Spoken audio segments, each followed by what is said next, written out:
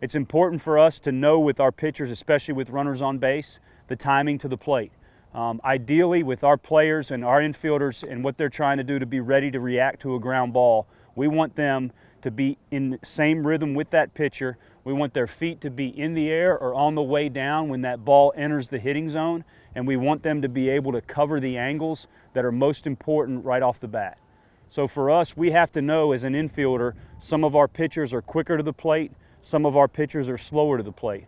And with that in mind, that timing that we have as an infielder, so I know when to have my feet in the air and be ready to move, that's extremely important with each guy. So we know when that ball enters the hitting zone that we're ready to react.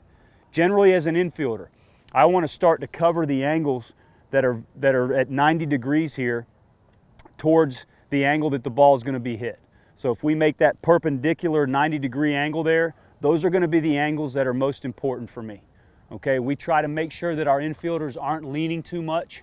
We try to make sure that our infielders aren't too upright, so they have to get athletic and then make a move to the ball. We want our infielders to be in a position to where their hands are inside their body, their feet are underneath them, and they're landing towards the ball or the middle of the feet before they react.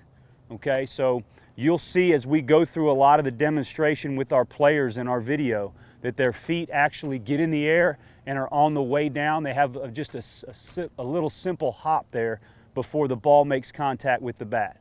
So we feel like if that happens while we're in the air or right before we land, that our initial movement and that first step that we like to talk about with infielders is as efficient and directional as it can possibly be. Once that happens, okay, we've gone through our prep and the ball's put in play.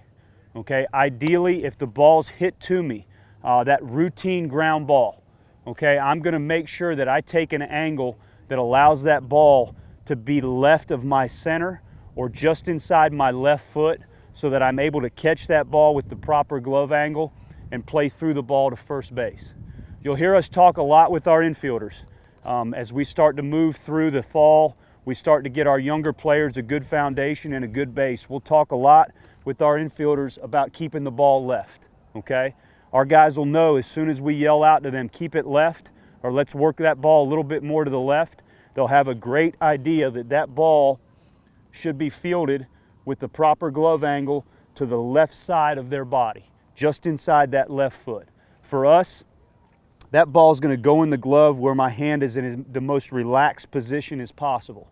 As soon as I start to get the ball behind my body, as soon as I move my hand there, I can start to feel the tension in my arm, and now the glove angle gets a little bit off, and it's going to be awkward for me to field that ball, catch that ball, and have a good arm circle to first base.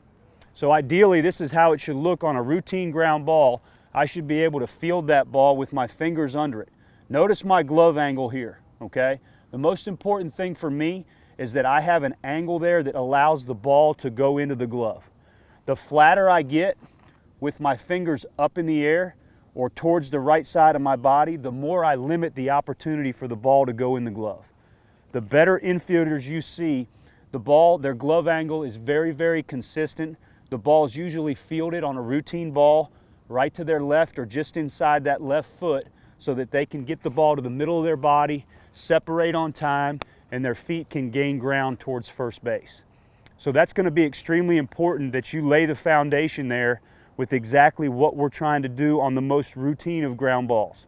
So when that ball's hit in a general area where I feel like I have the time to get to the right, to play through it, and to finish the play, your players need to know that ball needs to be left. They need to know that the glove angle is important and what a good glove angle constitutes. Again, the fingers are pointed towards the plate.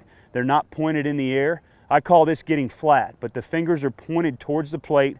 I'm not too flat, and the ball has a chance to go in the glove there, okay?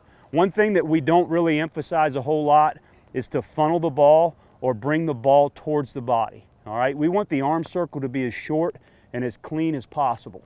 We feel like when that ball is fielded and brought towards the middle of our body, we're going to take that ball in an awfully deep position here with the elbow getting too high too early, and now I have a chance to not quite get on top of it and maybe push that ball up the line or cut that arm circle short to where the ball doesn't have a good flight to first base.